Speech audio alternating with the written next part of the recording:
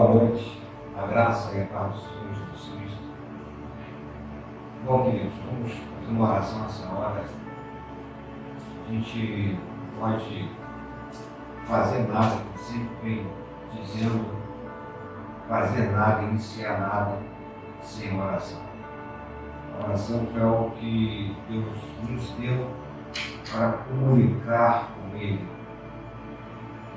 Na verdade, a oração não é para que Deus venha fazer nada, mas é a forma de nós amortizar a nossa ansiedade, porque nós somos seres ansiosos demais. E a forma de a gente descansar no Senhor, desfrutar da paz que excede todo o nosso entendimento. Amém? Vamos orar essa hora, agradecendo a Deus por mais um tempo, por mais um estudo, né? Após aí um tempo de festa da carne, né? Nós estamos aqui, há um motivo de gratidão a Deus por isso. Senhor Deus e Pai, nós te bendizemos, nós te louvamos por tudo quanto tu és, Senhor de nossas vidas. Muito obrigado, Senhor. Muito obrigado por o Senhor ter nos guardado, por o Senhor ter nos livrado. Nós somos gratos a Ti, Deus, porque estamos vivos, estamos fortalecidos pelo Teu Santo Espírito. Deus, em nome de Jesus, abençoa, Senhor, todos que já chegaram aqui, aqueles que estão a caminho, talvez aqueles que não vão conseguir chegar aqui, que o Senhor possa alcançar o Teu grande amor, o Teu infinito amor, a Tua infinita misericórdia. Deus, em nome de Jesus, nos conduza mais uma vez nesse estudo. Somos hoje no quarto estudo, combatendo as forças espirituais. Em nome de Jesus, nos ilumina a nossa mente, que o nosso coração possa ser uma terra fértil nesse tempo, para que essa semente venha germinar, crescer e dar muito fruto em nós. É no nome de Jesus que nós oramos e consagramos esse tempo ao nosso Deus, ao Senhor Jesus, ao Espírito Santo de Deus. Amém.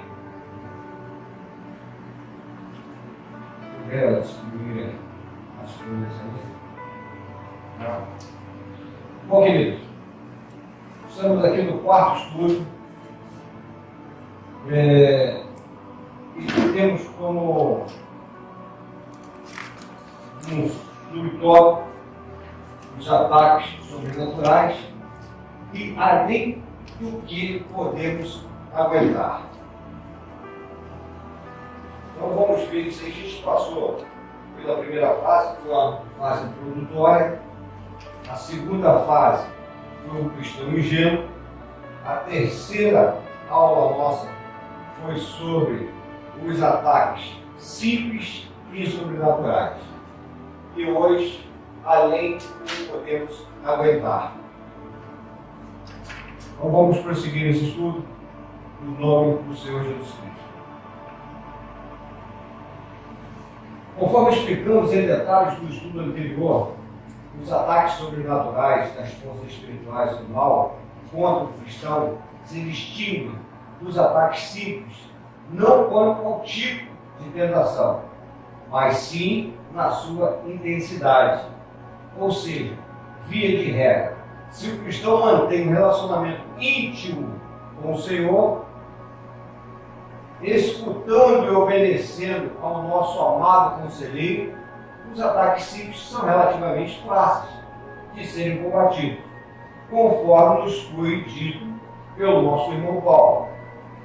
E diz assim no verso, Gálatas 5,16: vivam pelo Espírito, e certamente não satisfarão os desejos da carne.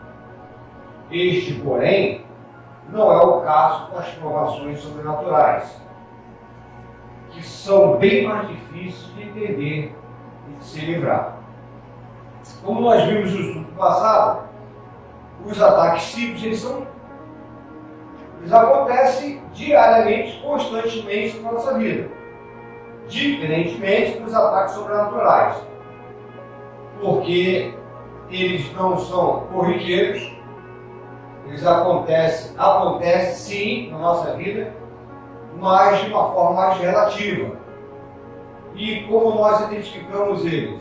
É que eles são intensos. Eles vão cada vez se intensificando, mas a gente não consegue se desvencilhar dele numa primeira oração. Parece que a gente passa por um período de provação mais intenso. Então, um tempo maior de perseverança na oração que temos que ter. Mas sempre Deus nos dá o escape, Deus nos dá a vitória. Mas precisamos perseverar também intensamente na oração. Amém?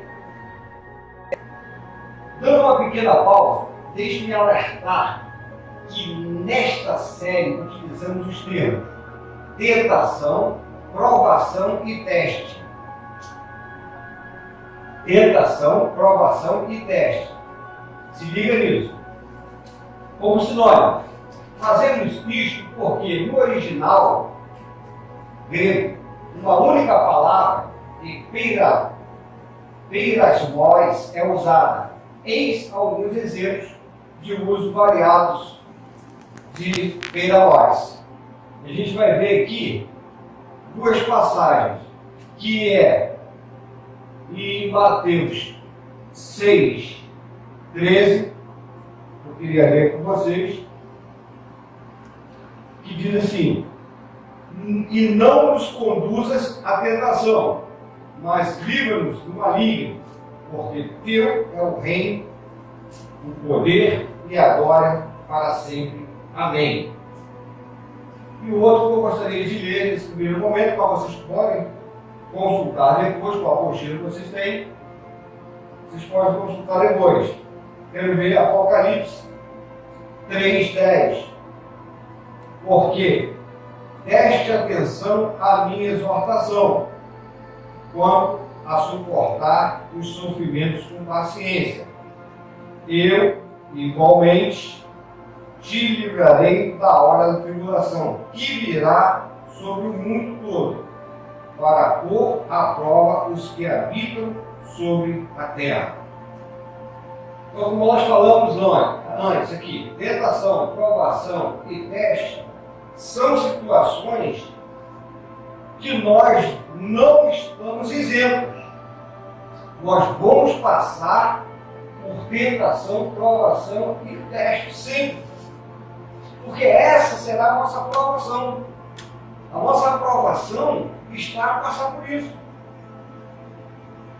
É da resistência, é aonde que você vai buscar o seu socorro, em quem você confia. Então a gente tem costume dizer, por vezes, o cristão é o seguinte: ele só gasta mais tempo com oração com Deus quando ele está passando por um momento difícil na sua vida. Aí você consagra a sua vida, você jejua, você faz rotinas de sequência de orações. Então, as privações, os momentos difíceis, tribulação da nossa vida, é o tempo que nós mais nos aproximamos de Deus. Porque você há de convir que quando o negócio está tranquilo, você fica bem relaxado na posição. Não tem nada. Você se acha tranquilo. Mas a Bíblia nos orienta para orar sem cessar. Em tempos de tribulação ou não. Porque a gente tem um conceito de oração totalmente errôneo. Que a gente pensa que oração é para pedir as coisas a Deus. Quando não é. Oração é relação com Deus. Oração é relacionamento. É ganho de intimidade com Deus. Então, Nós não oramos para pedir coisa a Deus. Porque com essas nossas necessidades, antes mesmo de pedimos. Então, isso é uma falta de conhecimento muito grande. Na verdade, a oração, nesse sentido, é para que eu aquiete a minha ansiedade. Só para isso. Para aquietar a minha ansiedade. Porque nós somos seres totalmente ansiosos quando recebemos alguma notícia. Nós não conseguimos dormir direito, nós ficamos preocupados, né? É um exame de saúde que você recebeu que não foi bom, é um supervisor novo feitando o seu trabalho, né? E a gente se preocupa com tudo isso, é a hora que a gente fica ansioso. Então a oração é para que Deus acalente, acalme o nosso coração. Tá? Isso é o papel, a função da oração. Porque Deus conhece a minha e a tua necessidade. Amém? Também sabemos muito bem que nenhuma tentação é permitida aos filhos de Deus, sem que essa possua um propósito benéfico. Presta atenção. Ainda que, quando estamos passando por ela, geralmente não conseguimos enxergar esta realidade. Romanos 8, 28. E bem sabemos que todas as coisas contribuem para o bem daqueles que amam a Deus, daqueles que foram chamados do seu decreto. Ou seja, para os escolhidos do Senhor, toda tentação é de fato um teste e uma provação. E o Senhor os livra de todas elas. Pois ainda que o justo venha a cair 7 vezes, ele se levantará, mas os ímpios são levados pelo mal. Provérbios 24, 16. Pedro foi tentado e caiu, mas o Senhor o levantou e o restaurou. João 21, de 15 a 25. Judas foi tentado e caiu, não se levantou e foi levado à ruína eterna.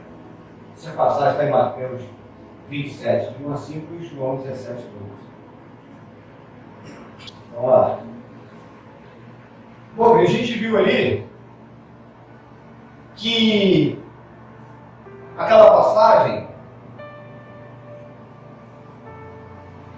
de Pedro, né, de Judas. Então, há situações que a gente dá a volta por cima, a gente restaurar, a gente consegue. Você vê que com Judas já não aconteceu isso. Judas, ele sofreu ali um ataque intenso. Você vê que esse ataque de Judas ele começa com uma proposta, ele vai alimentando aquela proposta, envolveu grana, né? Até que o ato fosse consumado de fato. E quando o pecado se construiu, não há outro caminho para o resultado disso. Qual o caminho? O salário do pecado é A, e o dom gratuito de Deus é A. Né? Então, os ataques eles vão acontecer na nossa vida. O importante é a gente saber a quem vamos recorrer e ser perseverante. Não importa quanto tempo esse ataque dure. O importante é quanto tempo você consiga perseverar na sua oração. É isso que é chamado de teste. É isso que é chamado de aprovação. Porque se você não passa por um teste, você vai ser provado? Não é verdade? E essa é a forma. Então, as atribulações, elas não são ruins. Poxa, como é que pode a situação ser ruim? Não são. Porque elas que nos aproximam do Senhor. São as tribulações que nos aproximam de Deus. Porque quando elas não existem na nossa vida, a gente não fica muito preocupado com Deus, não. Mas continuando, tocaremos agora no aspecto característico do ataque sobrenatural, que é a sua intensidade excessiva. Quando estamos sob um desses ataques, muitas vezes sofremos uma pressão tão esmagadora que questionamos como poderemos sobreviver a essa experiência. Procuramos por um escape, mas não nos parece existir um. Eu sei que há momentos na minha vida, não sei se você já passou por isso ou não, mas há momentos na nossa vida que parece que nós entramos em uma estrada interminável de tribulação. O que eu quero dizer com isso? É que começa uma tribulação hoje, e quando você consegue se desvencilhar dela, ela aparece com mais força no dia seguinte. E aí você não dá-se conta que se é a mesma ou é uma outra nova. Parou para perceber isso? E a gente parece que a gente vai defiando, a gente vai perdendo as forças, porque a tribulação ela mexe com a nossa mente, mexe com o nosso físico. A gente sente a pressão. E há momentos da nossa vida que a gente pensa até que Deus não está olhando para mim. É possível? E olha que eu tenho feito tudo certo, tenho dado meu dízimo, minha oferta, tenho ido nos cultos. É possível, cara, passando por isso? Mas, querido, se você está fazendo tudo isso aí, está tudo certo na sua vida, está fazendo suas orações, está buscando a Deus, está consagrando a sua vida a Deus, olha, para e pensa. É um teste. É um teste. Resista, porque Deus está contigo. Fica firme. Deus está nesse negócio. Aparentemente parece que Ele não está. Porque aparentemente a gente tem que sentir o que Jesus sentiu. Jesus passou por um momento difícil. Vai, chega a dizer, vai, se possível for, afaste de mim esse cálice. Não sei quanto tempo ele ficou para dar continuidade nesse versículo. Mas, todavia, seja feita a tua vontade. Eu acho que aqui, quando Jesus ele pensa nisso, poxa, eu estou passando pela aprovação, pelo teste, eu preciso passar por isso. Seja feita a tua vontade. Porque a aprovação de Jesus não ia acabar ali. Talvez ela estivesse na metade. Mas ela não estava ainda concluída, não estava ainda terminada. Ele havia começado um momento, um tempo de tribulação. Mas tem momento que a nossa carne ela geme, tem momento que a nossa carne chora, tem momento que nos sentimos sozinhos, tem momento que sentimos no deserto intenso. E mesmo no seio familiar, a gente está nesse deserto. Deserto tão extenso que você acha que está até mesmo no deserto. E é só você que sabe o que você está passando nesse sentido. É aqueles momentos que não tem como você compartilhar por muita gente. É um momento só seu. Mas pensa sempre que esse momento é você e Deus. E a aprovação. Você e Deus e a aprovação. Você não está sozinho. Tem aprovação, mas você não está sozinho. Você viu o que nós lemos ali? Deus nos livra de todas elas. Ele dá o escape. Ele dá a vitória. Vai depender da minha perseverança. Da mesma forma que a provação é intensa, o ataque sobrenatural intenso, a minha oração tem que ser respondida intensamente. Talvez esteja dentro do grupo, orar sem cessar.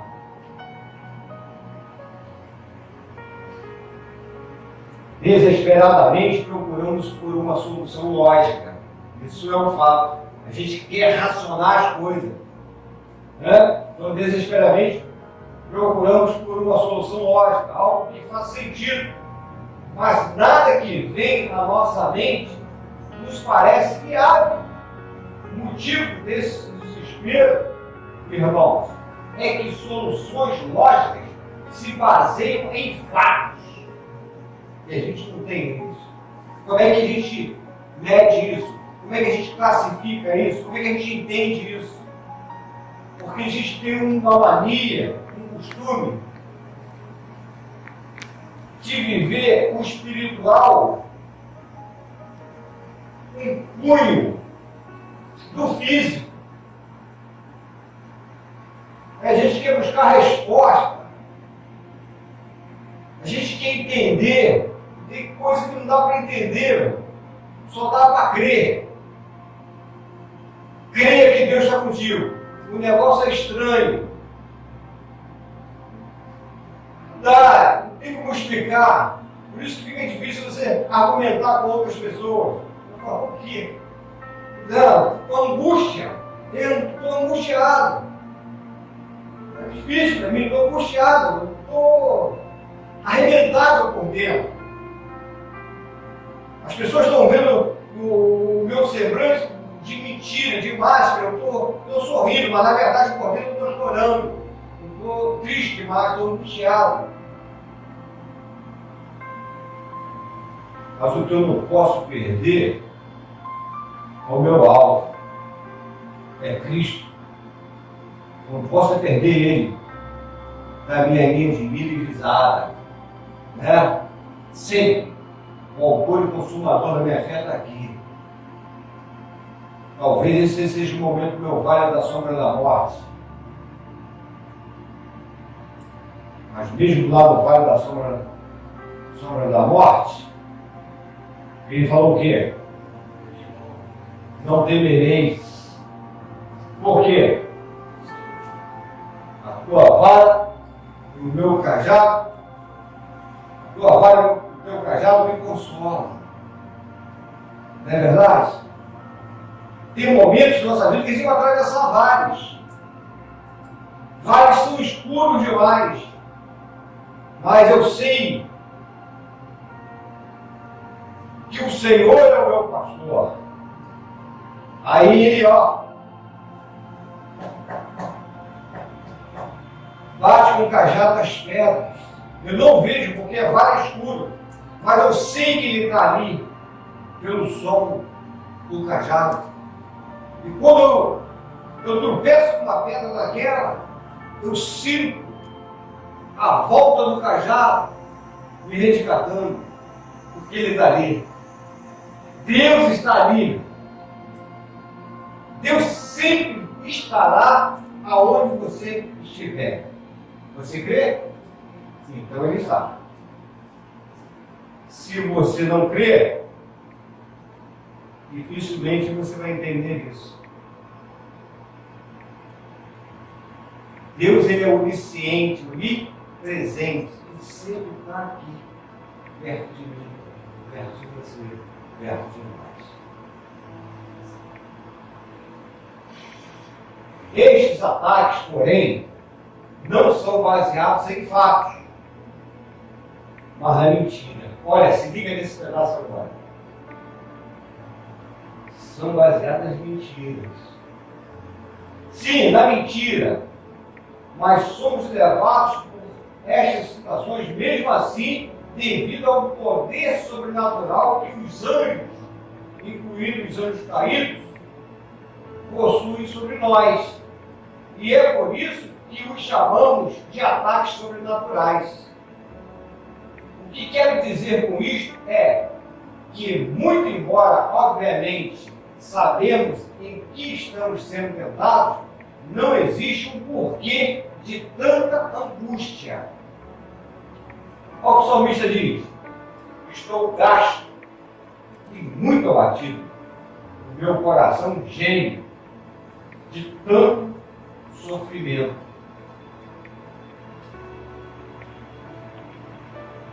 Queridos, o nosso adversário, o arqui-inimigo de Deus, ele é o pai da mentira. Não esqueçam disso. Ele é o pai da mentira. Tudo que é manipulado, tudo que é construído por ele, por Satanás, é galgado, tem a base da mentira.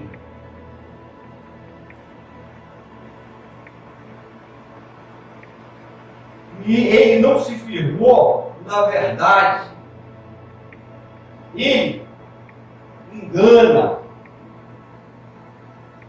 tá? Ele é mentiroso. Então você tem que ter esse conhecimento, né? Para que você não venha, né? Às vezes você está desesperado por uma situação que foi baseada em mentira. Contou umas mentirinhas para você, soprou uma mentirinha para você, e você está tribulado. Você anda na verdade, mas por vez em quando uma historinha, né, lança um fake news para você, você acredita.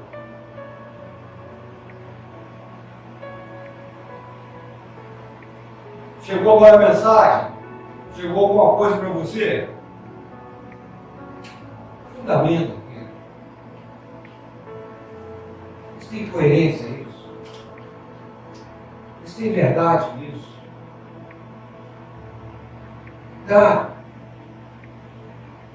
Porque o inimigo é mentiroso, é o pai da mentira, João 8,44. É o pai da mentira, ele não se firmou na verdade. Ele pode enganar os outros. E ele engana e acusa, não é possível. Mas como você aceita isso? Muito embora, quando passamos por uma dessas tentações, temos a certeza que não existe uma saída e que não aguentaremos a realidade em que o Senhor não permite que o inimigo nos tente de tal forma que a força empregada seja além da nossa capacidade de aguentar e resistir. Digo isto por experiência própria. Todas as vezes que passei por uma dessas provações, realmente houve momentos que achava impossível me livrar da prisão do inimigo. Não acreditava no que estava ocorrendo, pois, de fato, nada daquilo era desta terra. Como falamos em Efésios, você já viu o que Paulo sofreu, o que Paulo passou na vida dele de tribulação? Parece que tudo que Paulo fazia estava errado, né? Ele não tinha muito sucesso, aparentemente. Na verdade, Paulo, ele foi um fenômeno.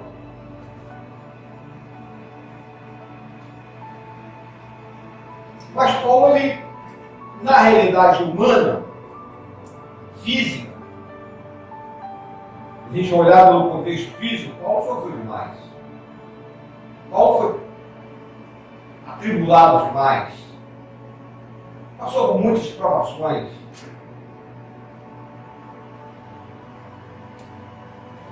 O camarada foi preso.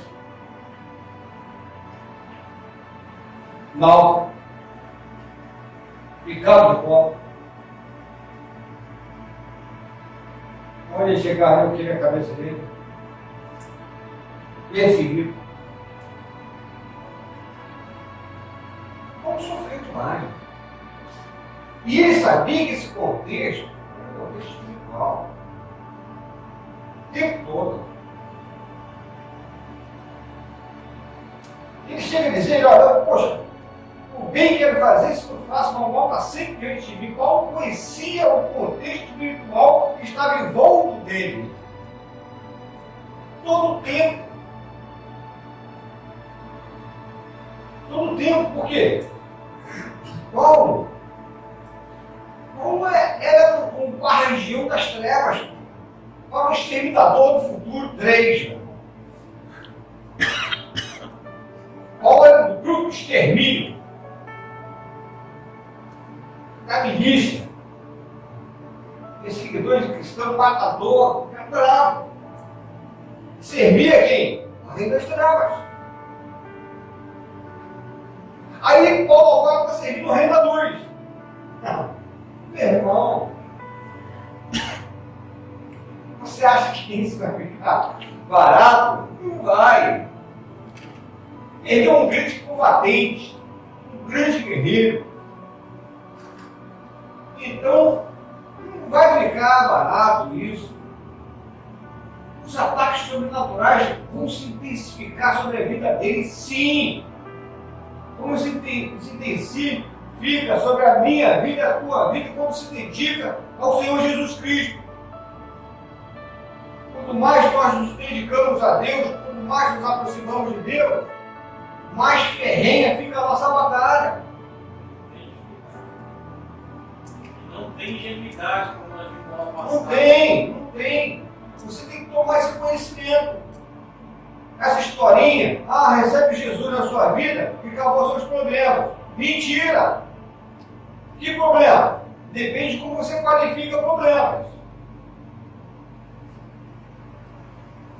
O cristão fica doente, sim ou não? Fica.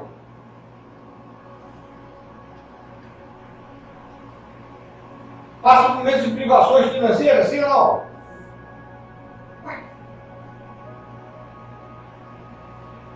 A chuva cai sobre o justo, cai sobre o injusto. O sol vem sobre todos nós. Meu irmão, a gente está nesse mundo. Mas o que precisamos saber e entender é que em todos os momentos da nossa vida, Deus está conosco. Está no nosso lado sempre. Até a consumação. Me sentia como experimentar algo que seres humanos não deveriam experimentar. Como se houvesse tido um rompimento da barreira que separa o físico do espiritual.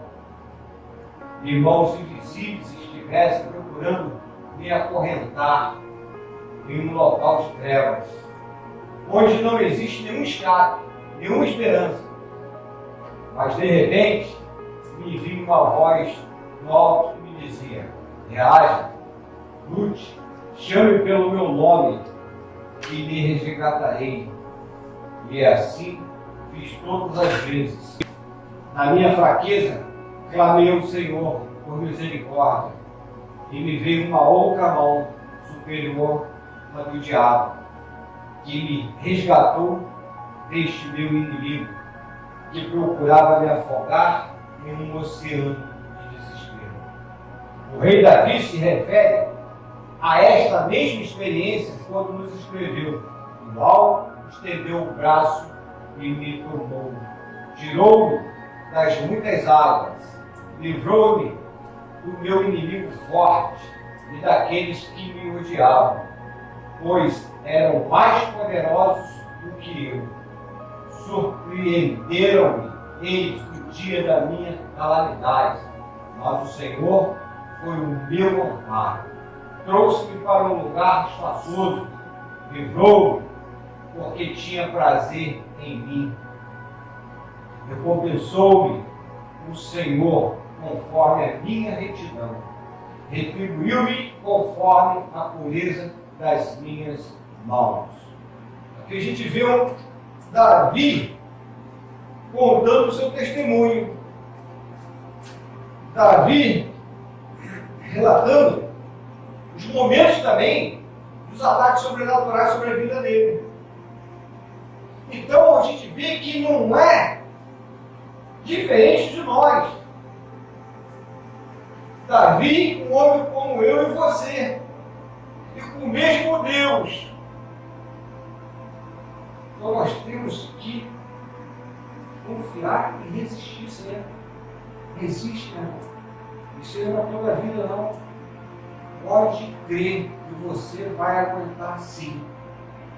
Porque Deus não permite provação maior do que você possa suportar. Amém?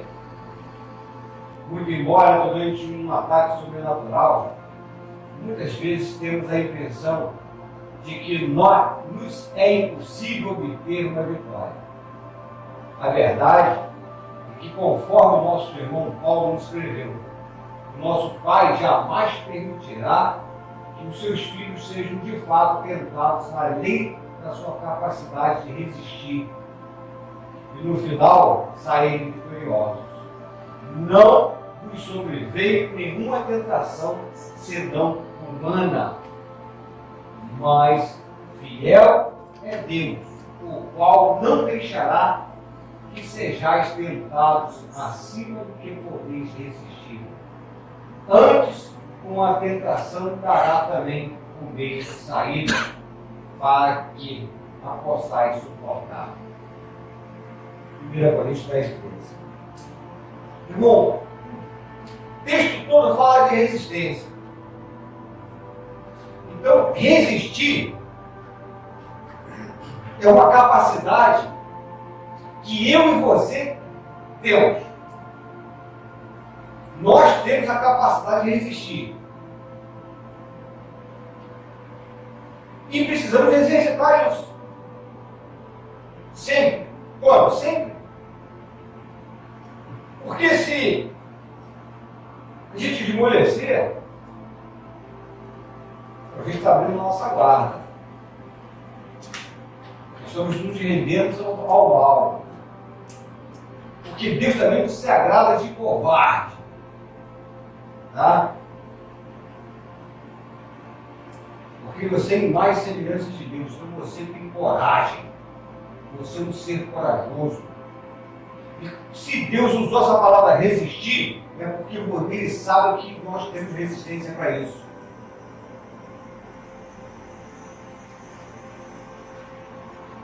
Mas mesmo a resistência, nós não estamos sozinhos. Nunca! Nunca! Nunca estamos sozinhos. Nunca. O negócio é como nós lemos ali, que esses ataques são esmagadores. São pesados. Não é coisinha boba, tá? Mas Deus usou a palavra resistência. Se Deus usou essa palavra, é que Ele nos conhece e sabe que possamos usá-la sim. Resistir. Fala. Resistir. Então, querido, é resistência. Agora, a pergunta seria: como eu resisto? Como eu aplico a resistência? Essa seria uma pergunta cabível para o momento. Alguém poderia me responder?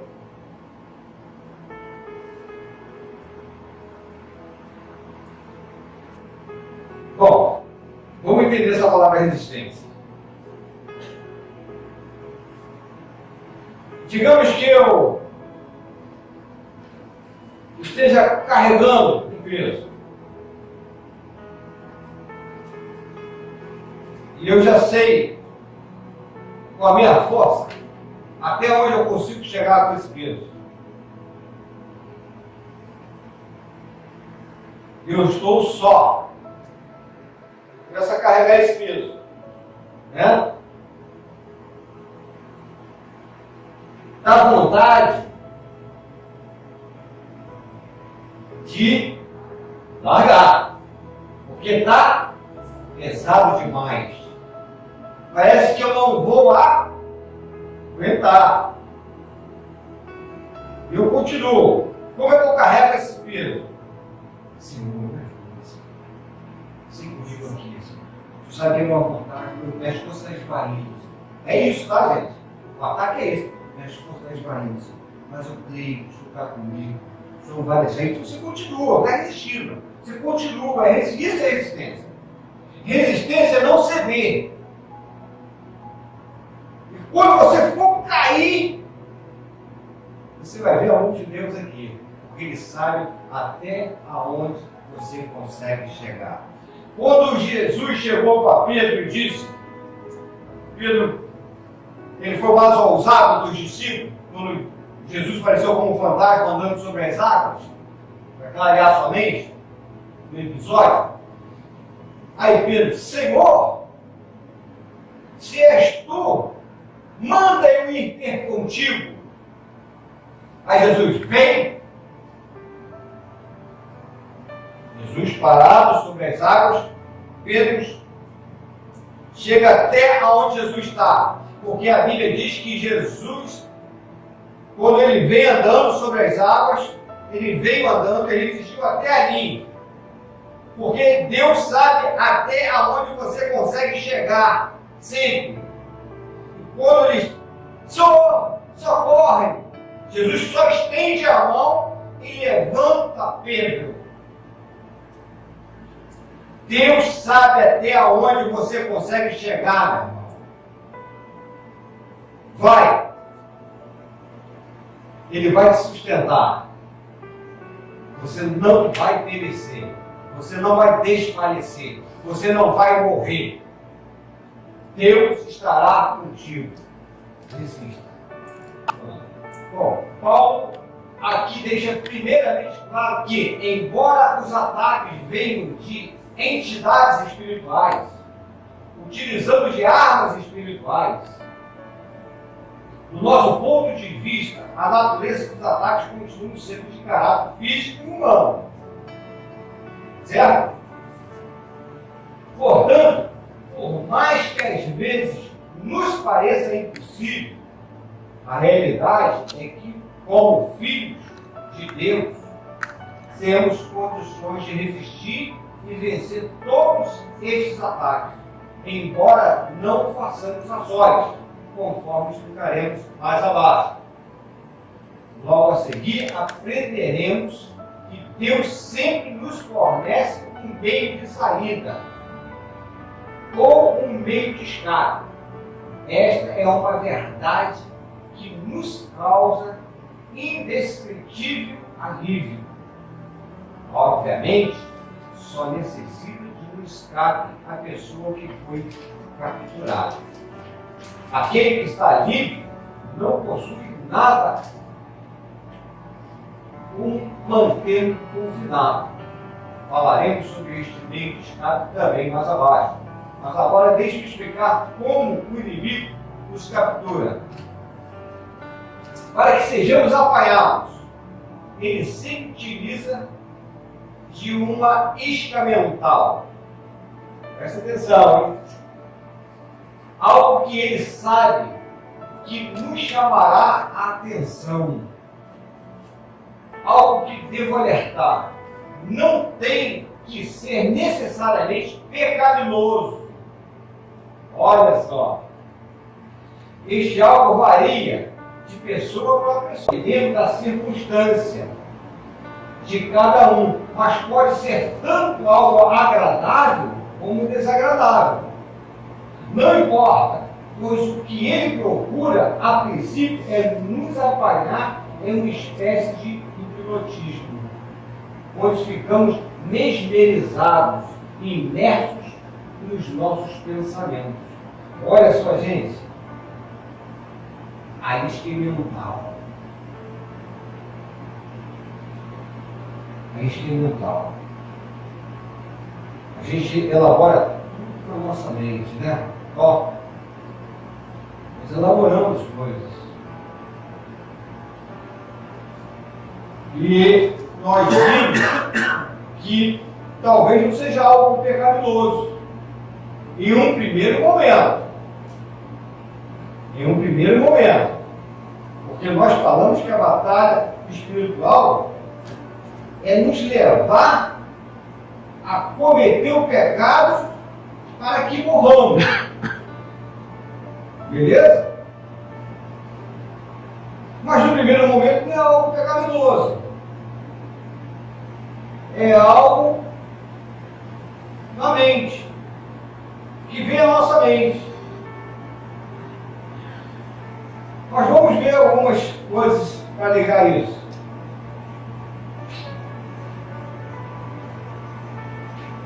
Para ilustrar o que estou falando, se a tentação for na área financeira, a isca pode ser uma entrada de dinheiro ou uma promoção no trabalho. Se for na área sexual, a isca pode ser cenas românticas. Se for na área de preocupações e medo, a isca pode ser uma recente mudança do supervisor no trabalho ou uma má notícia do médico. Olha só. Bom, mas como pode ser? Isso aqui nem é pecado, é algo pecaminoso. Uma tentação na área financeira, né? A isca pode ser uma entrada de dinheiro, uma promoção no trabalho, isso é algo pecaminoso, é? Não, certo? Mas, se essa promoção no trabalho levou você a uma instância de soberba, você ficou orgulhoso, orgulhosa com isso, você se tornou uma pessoa arrogante, prepotente, porque você subiu um degrau a mais.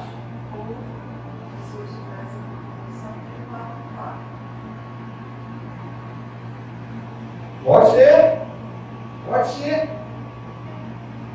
Então, a questão é essa. No primeiro momento, é salutar uma promoção. Aliás, você entra no trabalho não para morrer na mesma função, mas para, né, crescer, alcançar os degraus, os patamares mais elevados. Mas tem sempre o mar, né? Tem sempre o mais na história. Mas se for na área sexual, uma isca de cenas românticas, aparentemente, né? Faz aquele pensamento ficar na sua mente, você começar já a imaginar coisas, né? Você vai começar a ver com outros olhos, né?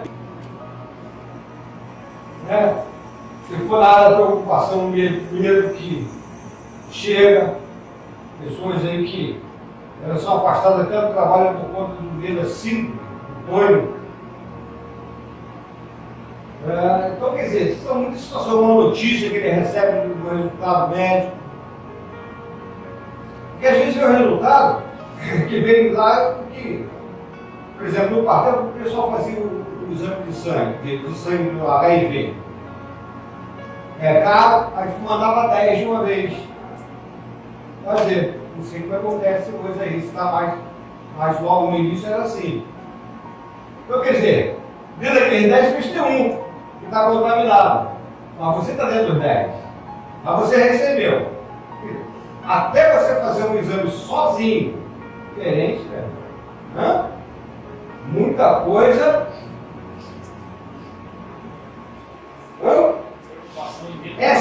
você for aí, BRF, é certo que você tem lugar deles. Está lá, pastor. É certo. Outro, nunca me falaram com ninguém, não. Já fez uma discussão de carro, tudo isso aí. Vão cercar as possibilidades. Calma aí, confia em Deus, Deus está no controle. A não ser que o cara já, né? Os olhinhos já virou, né? De repente os olhinhos já virou outra distância, outro momento da vida. O cara está preocupado mesmo. Negócio é esse, negócio é sério, gente. Porque isso aí não acontece com o pinto, entendeu? Com o frango, só acontece com o ser humano. Ele continuará nos enviando essas iscas mentais, continuamente, até que ele percebe que caímos na armadilha.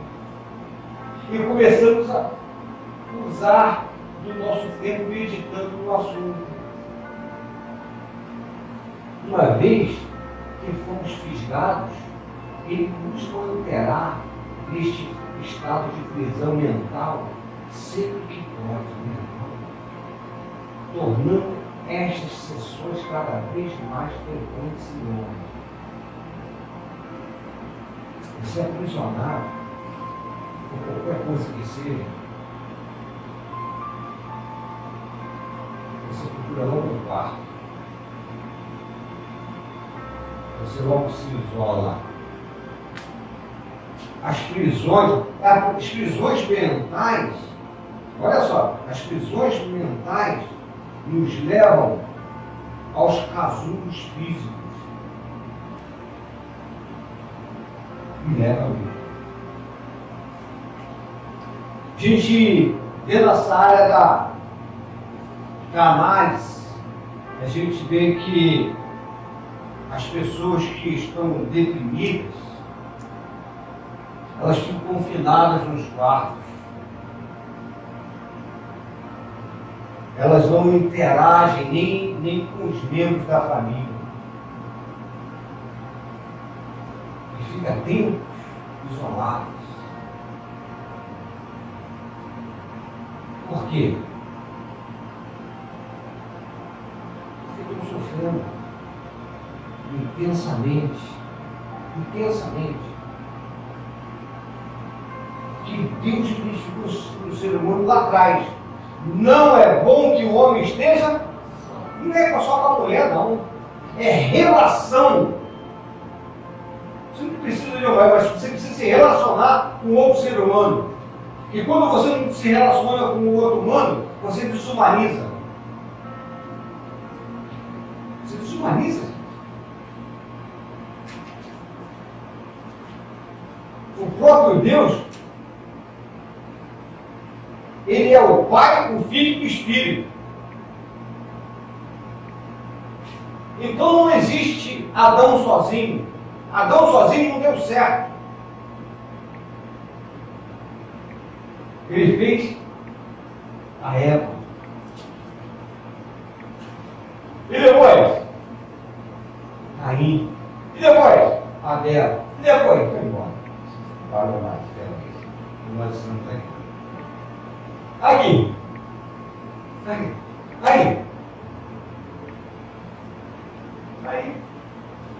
Mais novinho aqui. Aí eu, mais novinho, tá vindo aqui. Vai. Então, o ser humano sozinho, você está com problema. Você está com problema. Não tem como. Você está com problema. É neste estágio do ataque que ele nos leva aos desejos pecaminosos. Olha só, é nessa área. Se o cristão não conseguir escapar desta cadeia, o próximo objetivo de Satanás é sugerir coisas que o cristão possa fazer no físico. E assim levá-lo a pôr em prática aquilo que até então se limitava à imaginação. Olha o negócio é sutil demais. Olha o que Tiago diz, 1,15. Então, esse desejo, uma vez concebido, dá à luz o pecado. E o pecado, após consumado, gera morte. Meu irmão, negócio ardiloso. Primeiro vem aqui na mente. Pensamentozinho, vamos. Aí, opa, ele vai dar uma. Aquilo ali é um caminho, um canal para chegar ao pecado. Porque talvez não, aí parece um prato diferente. Né? Parece um pratinho diferente. O camarada não gosta de carne, o cara bota um pratinho vegetariano. Aí ele, vegetariano, beleza. Carne não, carne para mim é pecado. Para vegetariano eu vou. Aí eu boto o lado verde, sim, eu aceito. Mas aí ele só quer dar um espaço. Aí ele começa a pensar no verde, né? E depois, qual o pecado de comer muito? Gula. A gula só está na carne? Ou tem em qualquer tipo de comida? Qualquer tipo de comida. Se você comer demais, você entra no pecado da gula, e você tanto peca na carne, quanto peca no vegetal. Só para entender. Só para deixar você mais coerente com aquilo que nós estamos tentando explicar. Porque a ideia é te levar para um caminho de pecado.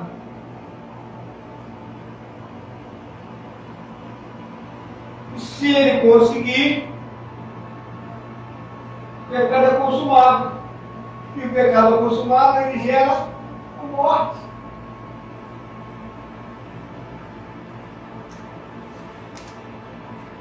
Existe planta venenosa? Sim ou não? Existe. É só carne de porco que faz mal, não. Não dispensa, não, tá? Eu estou falando, né? Mas, se for uma erva venenosa,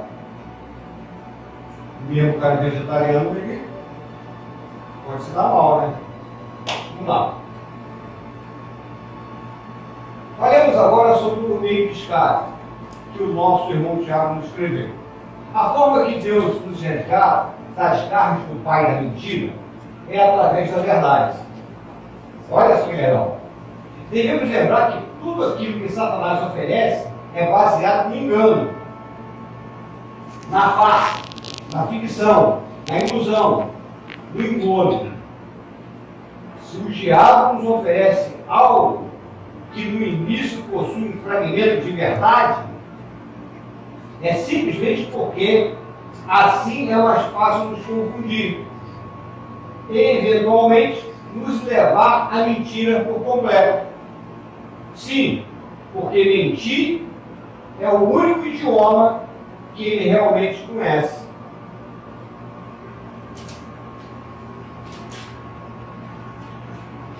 Então, queridos, a gente viu aqui essa situação é baseada no engano, na farsa, na ficção, na ilusão, no engodo.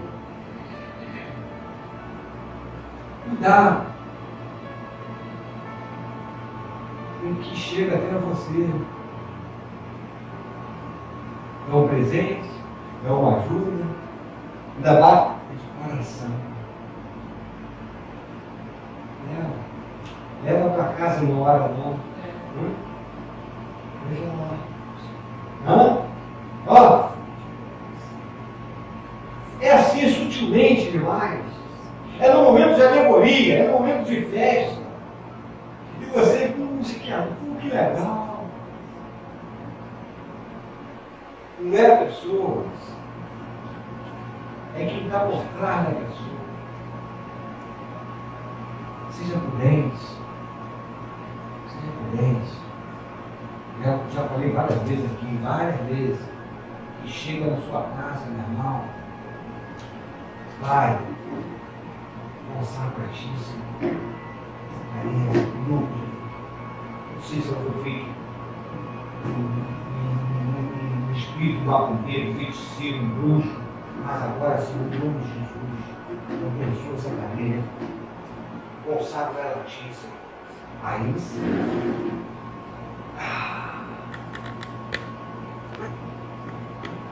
Aí eu sento. Por quê? Está consagrado meu Deus. Não vale mais encantamento. Apresentei a Ele.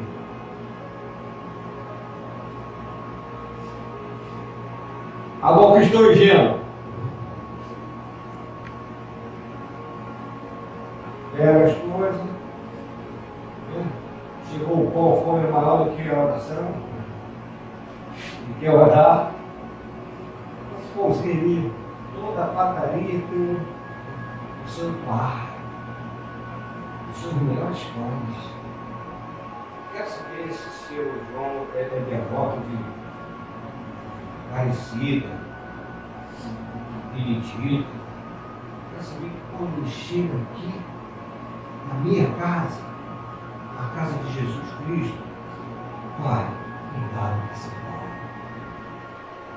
Quero saber do nome de Deus, muito obrigado.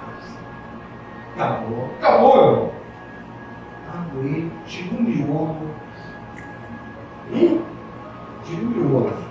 Tem gente que come não. Tira o miolo. Passa aquela caixa assim. Se tiver uns 2 ovinhos assim. Aquele cafezinho. É a única hora que você fica na carne. Mas, gente, é isso. As coisas chegaram na sua casa. Mas eu comprei, sim. Agradece. Porque Jesus pegou o pão, eu dei o pão aqui. Jesus, então vamos partir logo. Ele fez isso. E ele fez com o pão. Vai. Graças chegou. Satisfeito. Ah, não. Jesus fez isso ensinando a gente que ele fazer. Faz isso também, tá? Qualquer coisa. O lápis. Lápis? É. Uma relação que você tem com o pai. Pai, o lápis. Já pegou, não sei se você pegou os lápis de 50 centavos? Você faz compra. Vai embora, compra, salva. Daqui a pouquinho você está comendo até o dedo já. Mas lá para lá para 50 centavos. Pô, só oração, né? Para bibliografia escolar. Só oração. Fervorosa. Entendeu? Minha etapa era só esse. Eu tinha que escrever com ele assim, ó. Eu aprendi a escrever assim, mas quando chegar na etapa eu fiz assim, ó. Minha mãe tá querendo entrar bonito. Como, rapaz? Carla só tem lápis bom, escreve bem, né? Só lápis bom. Aquarela, não. Papai, né? Só Fábio Castelo. Não sei. Vamos lá. Deus nos oferece a verdade como escape. Gente, a verdade é escape. A verdade vos libertará. Fazer uma pausazinha aqui. Às vezes nós vemos, né, os nossos irmãos por aí afora, as paróquias por aí afora, nós vemos nossos irmãos, eles indo ao culto da libertação.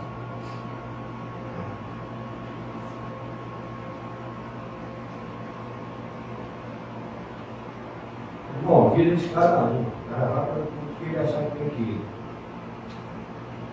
Só que você já titular um culto, eu já acho meio perigoso. Porque quem dá o teor do culto é o Espírito Santo de Deus. quando você denomina um culto, eu já acho perigoso. Cultos de libertação, eu aprendi na Bíblia. João 8,32. Ali é libertação. O que é libertação? A verdade. Quando eu conheço a verdade, eu sou liberto. Eu não preciso ir para um culto de libertação. Eu preciso conhecer a verdade. Porque eu conhecendo a verdade, eu estou liberto de toda mentira, todo engano, toda farsa, todo engodo. Eu estou liberto disso. Porque eu conheci a verdade. O que é conhecer a verdade? Conhecer a verdade, o que é conhecer a verdade, eu preciso entender. É quando eu conheço de fato a verdade, obedeço a essa verdade, aí ela passa a ser uma verdade na minha vida. Porque não adianta eu conhecer a verdade sem obedecer a verdade. Eu conheço a verdade e obedeço a verdade. E ando assim nela. Aí estou liberto. Não tem como você ficar preso nisso. Tem nada a ver com o nosso irmãozinho que vai para o curso de libertação lá, não. Estou falando porque se você conhecer a verdade de fato, meu irmão, verdadeiramente sois livres, como Jesus disse.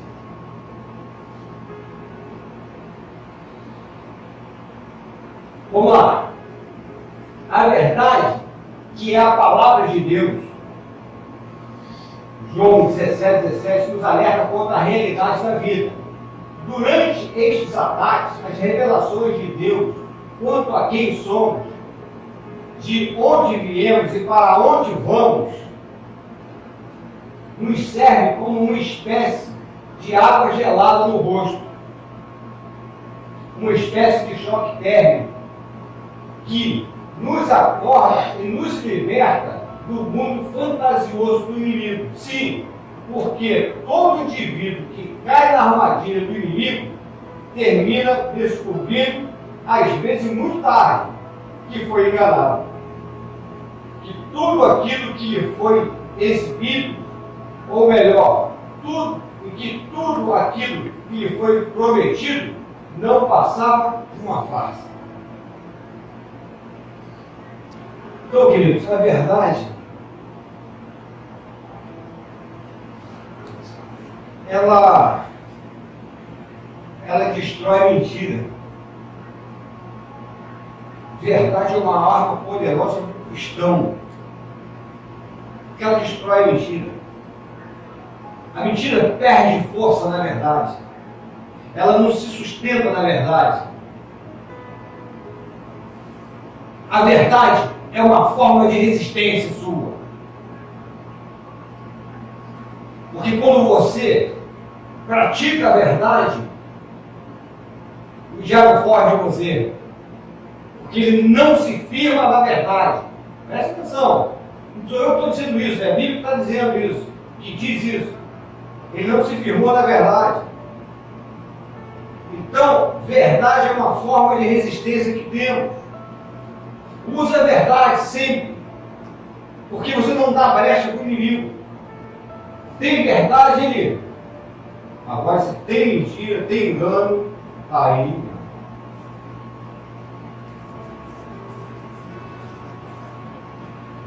Este escape fornecido por Deus funciona como uma boia amarrada em uma corda que é lançada de um barco para que possamos nos agarrar a ela e assim sermos levados para a terra firme.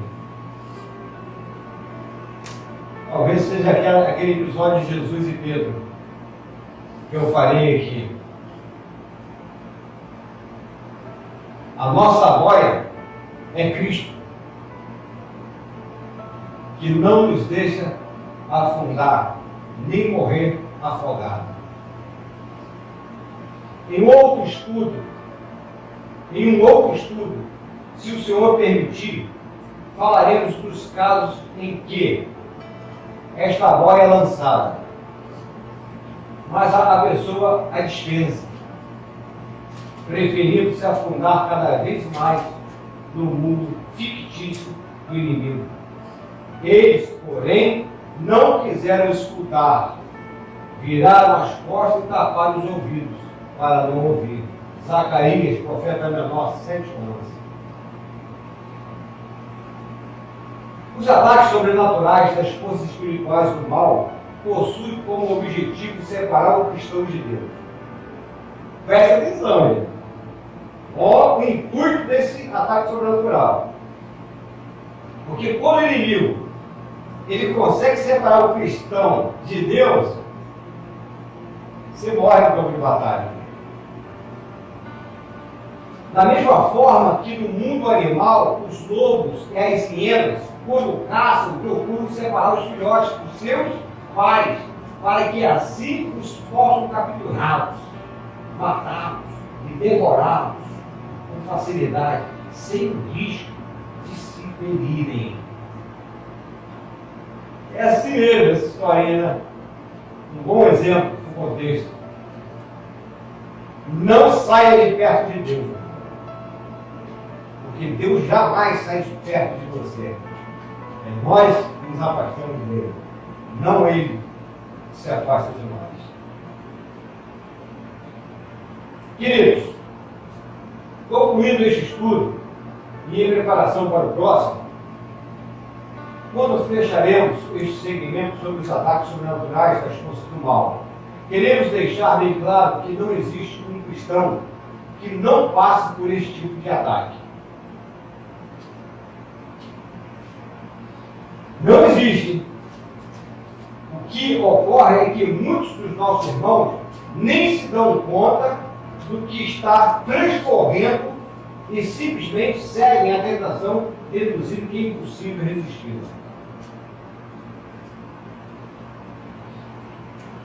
De fato, junto com todo o ataque sobrenatural, o inimigo insere esta ideia, para que assim a sua vítima desista de lutar e não resista aos desejos de satisfazer o erro.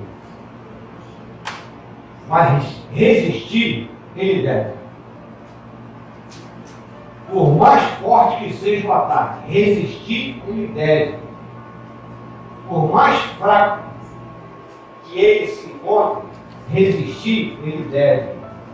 Resistir ao diabo e ele fugirá de vós. Espero te ver no céu. Gratidão, nosso irmão Marcos da Silva. Bom, queridos, a gente chega mais a essa série e de compreensão e entendimento que nós estamos preparados para resistir, basta você assumir a postura de resistência, tá? É uma postura, resistência é uma postura, e quando você resiste, você agrada a Deus, porque Deus, Ele olha para você e está resistindo porque Ele sabe, Ele conhece que eu estou ao seu lado. E porque Ele sabe quando Ele definhar, desfalecer na força, eu vou salvá-lo. Eu vou dar o escape. Eu vou dar a vitória. Ele sabe que está aqui, então eu me agrado de estar perto dele. Outra coisa, a gente viu que um outro seio, outra ramificação da resistência é a verdade. Verdade é uma forma de resistência também. Porque quando você está embasado na verdade, está vivendo a verdade, você bota o inimigo em retirada. Porque ele não se firma na verdade. Ele vem com a mentira, ele vem com o engano, com a farsa. Tá bom? Eu espero que você reflita nesse texto, ouça e que você possa aplicar na tua vida espiritual todos esses ensinamentos. Os dias eles são maus O inimigo lhe anda bramando como um leão, a quem possa tragar, mas o maior é o que está em nós do que o que está no mundo. Deus seja contigo. Deus te abençoe.